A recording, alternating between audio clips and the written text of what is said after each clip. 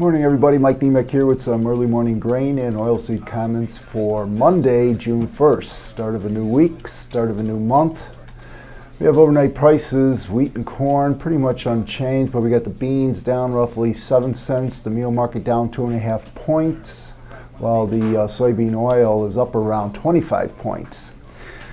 I have to say maybe the lead topics starting out this new month and week for the overnight trade is that the beans are down probably. Wire stories are claiming that maybe there's some resolution in the Argentinian strike. And then as far as the meal and the oil go, I think we're having some follow through buying in the soybean oil on the EPA ruling or the mandates that came on out, proposals on Friday favoring the soybean oil.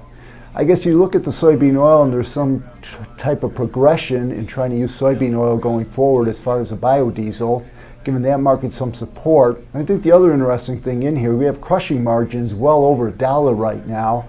I think the interesting thing is with these strong crushing margins, are we going to be out there, crushers trying to buy beans, make meal, make the oil? What are we going to do with all this meal when we have the South American competition in front of us, particularly if the strikes are kind of over with and they have this large crop, which once again is pretty much a record.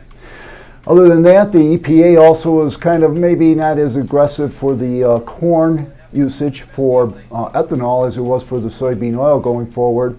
So time will tell on it. It'll all determine if the corn can stand on its feet with crushing margins going forward in that sector. Otherwise, with the wheat, nothing really new, fresh out there. We'll get our exports out later on this morning. Once again, we're out there in a tough niche versus the rest of the world with our strong dollar trying to make export share going forward. We'll see how those numbers come on out after the close. Crop progress conditions will be on out. It was a rough weekend here in Chicago with cool temperatures, kind of rainy, almost felt wintry as opposed to summer-like, but the trend is to be a little bit better. So once again, those crop condition numbers coming on out later on should be conducive towards, once again, that being the trump card, where if those numbers stay good, prices should not have much on the upside. So once again, these are my opinions, not that of ADM or ADMIS. Thank you.